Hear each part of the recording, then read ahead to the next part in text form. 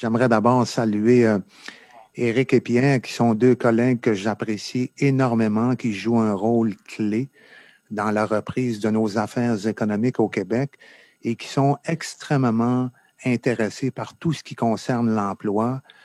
Éric m'impressionne par le suivi qu'il fait des données de l'emploi, les études sur la population active, Statistique Canada, puis c'est quelqu'un qui demeure connecté sur tous les courants internationaux en matière de développement de la main-d'œuvre et qui est aussi un fervent partisan du rehaussement des compétences et de la requalification de la main-d'œuvre. Et Pierre, qui est un allié indéfectible qui joue un rôle totalement transversal à l'économie-innovation, ne serait-ce que ces deux concepts-là, ils sont extrêmement englobants. Et Pierre les représente vraiment bien. Il s'intéresse à tout. Il est versatile. C'est quelqu'un sur qui on peut tous se fier, qui a un excellent rapport aussi avec les partenaires du marché du travail. Donc, Éric et Pierre, merci d'être là. Donc, Audrey, je pense que j'ai mis pas mal la table. Hein, c'est un forum requalification et rehaussement des compétences. On a des défis. Puis, tu sais, je ne veux pas me limiter à un secteur d'activité. Hein. Souvent, je fais aussi référence à des exemples concrets. Là. Comment on va permettre à un aide cuisinier dans un restaurant de faire et d'obtenir une attestation d'études collégiales. Et ça peut être un programme court pour intégrer les entreprises de la transformation alimentaire où on a une problématique de pénurie de main-d'œuvre qui est extrêmement aiguë.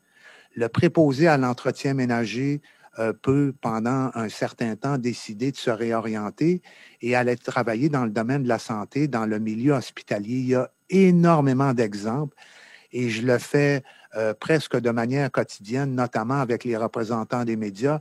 Chacun a son exemple de requalification ou de réorientation. Avant la pandémie, il y avait de la pénurie de main-d'œuvre.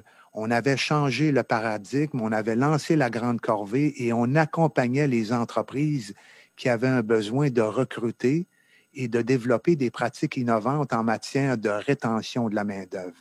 Aujourd'hui, c'est un phénomène un peu bicéphale. Dans certains secteurs, il y a du chômage qui va rester pendant un certain temps, qui va être un peu plus permanent dans d'autres secteurs, qui côtoient la pénurie de main-d'œuvre. C'est la raison pour laquelle la requalification est devenue un mot-clé dans plusieurs pays progressistes et soucieux du respect de l'économie de marché. On parle de requalification. C'est, à mon avis, une voie qui va nous permettre d'additionner un nouveau bassin de main-d'œuvre pour répondre aux besoins de main-d'œuvre qui freinent le développement puis la croissance de plusieurs de nos entreprises au Québec. Je vais certainement faire référence aujourd'hui, puis je sais que ça va être soulevé par certains, ce qu'on avait amorcé avant dans notre plan d'action pour la main-d'œuvre, c'est-à-dire l'intégration de tous les bassins de main-d'œuvre sous-représentés. Il ne faut pas oublier ça. Les jeunes, les femmes, j'en parle souvent, les jeunes, c'est 54% selon les démographes de nos besoins en main-d'œuvre dans les 10 prochaines années. Ils ont besoin d'être accompagnés, retour aux études, retour en formation, retour dans le marché du travail. Les femmes, les personnes en situation de handicap, les personnes immigrantes. Un autre exemple qu'on ne donne pas assez souvent, mais une personne immigrante qui arrive au Québec, qui a travaillé comme charpentier-menuisier pendant X années dans son pays d'origine, c'est pas normal qu'elle arrive au Québec et qu'elle ne puisse pas rapidement intégrer le domaine de la construction dans son secteur, évidemment en respectant les règles que nous allons assouplir pour permettre ce passage-là de façon harmonieuse. Merci beaucoup, Jean, pour l'introduction. C'est toujours un plaisir de travailler avec toi et ton équipe. Écoutez, je pense qu'il y a une réponse tactique et une réponse stratégique. Il y a deux choses que j'aimerais juste mettre en lumière en commencer. C'est que moi, je suis toujours affecté par le fait que, d'une part, on dit beaucoup que nos jeunes aux écoles primaires la moitié des emplois qu'ils vont occuper quand ils vont graduer n'existent pas aujourd'hui. Bon, c'est la moitié, c'est 40 60 c'est pas grave. C'est très important de réaliser l'impact de tout ça sur le développement économique et surtout sur l'enseignement supérieur avec qui on travaille beaucoup, Jean Boulay, Mme McCann. L'autre élément important aussi, c'est de réaliser qu'on a potentiellement un déséquilibre qui va pouvoir se faire. Moi, je suis étonné depuis que je suis en poste de voir l'expertise que nous avons au Québec dans certains secteurs. Parlons par exemple de l'aéronautique, où il faut faire très attention que les fondations demeurent. D'une part, il faut être préoccupé par le chômage. On est relativement chanceux avec un taux de chômage qui est légèrement en bas de peut-être 9 %. C'est sûr qu'on vise un chômage beaucoup plus bas. Il faut juste faire attention. C'est important de requalifier la main-d'œuvre. Je suis 100% pour ça, mais en même temps, il faut s'assurer qu'on garde notre expertise. Alors, il y a une espèce de quiproquo ici qu'il faut faire attention. De là, le développement économique. Alors, écoutez, au niveau tactique, pour moi, ce qui est très important, c'est qu'on ait une pérennité de notre écosystème industriel, commercial. Donc, à date, le gouvernement a pris des mesures. M. Girard a permis à ce que des programmes soient mis en place pour d'assister au niveau des liquidités des entreprises. Donc, on maintient l'emploi. On a aussi des programmes d'aide plus directe au niveau du tourisme, par exemple, au niveau des commerces qui ont dû fermer à cause du Code rouge depuis quelques semaines, et des programmes qui sont très bien arrimés avec des programmes du gouvernement fédéral. Alors, je pense qu'au niveau tactique, je suis relativement confortable qu'on peut assurer une certaine pérennité et que les gens qui sont revenus en emploi vont pouvoir continuer, malgré le fait qu'on a encore une coupe de 100 000 qu'il faut ramener.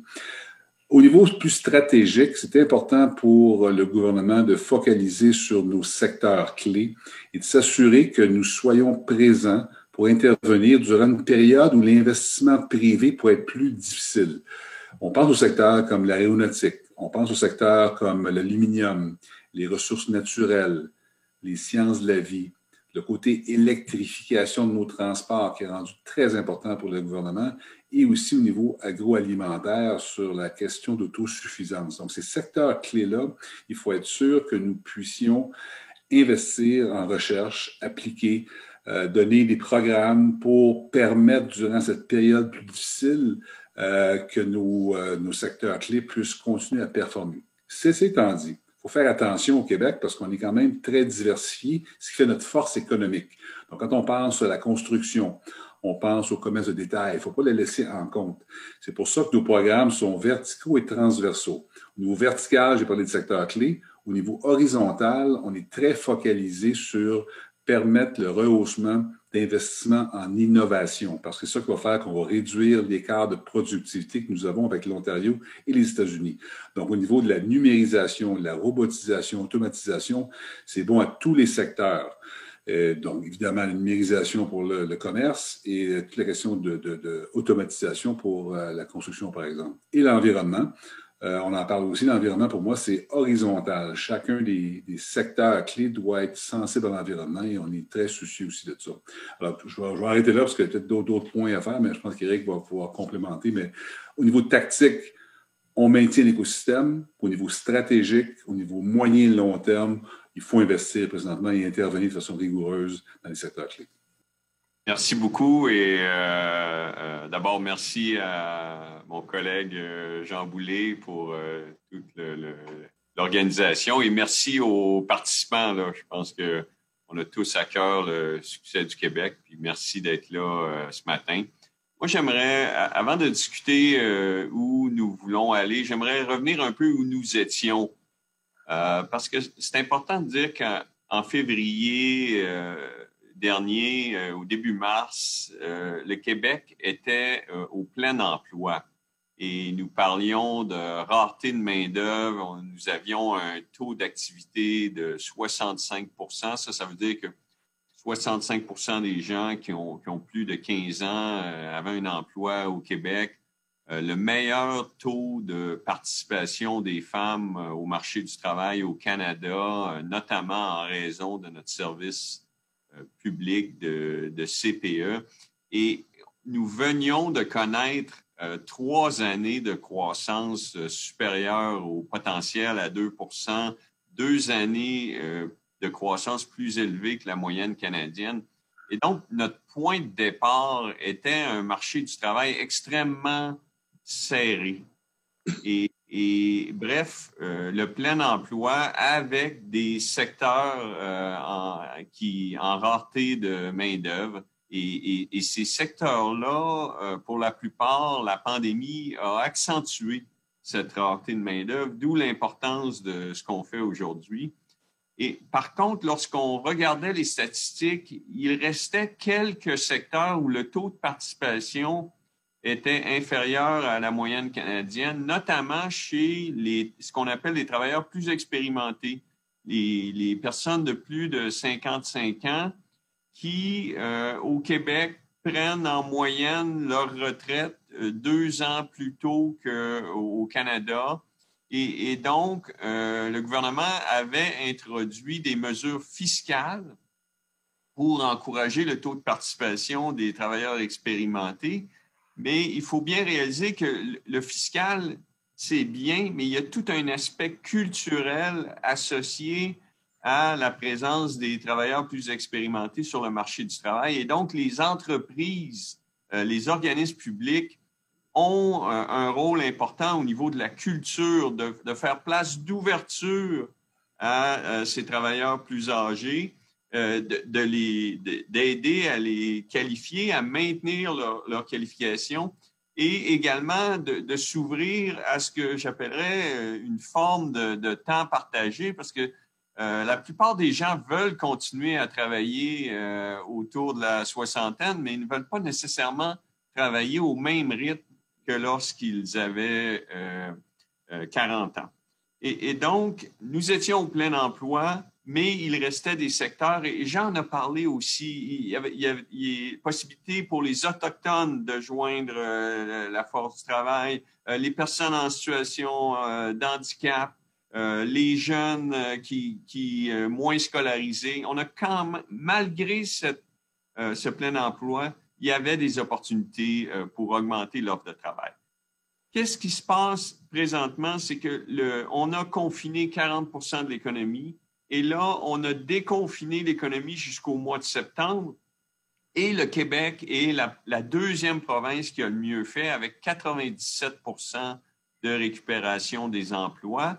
Mais vous aurez compris que cette période est terminée avec les petits reconfinements sectoriels qui ont été introduits au mois d'octobre et le fait que nous savons que la pandémie sera, ou le virus sera avec nous probablement jusqu'au mois d'avril, les 6-7 prochains mois, on a terminé confinement, déconfinement. Là, on est dans la récupération du temps perdu, de la croissance qui a été perdue avec le confinement. Et cette période-là va être longue. C'est une période qui va s'étendre sur 18 mois. Et c'est là qu'on va tenter d'aller chercher le 10% de main-d'œuvre ou le 125 000 emplois qu'on n'a pas récupérés.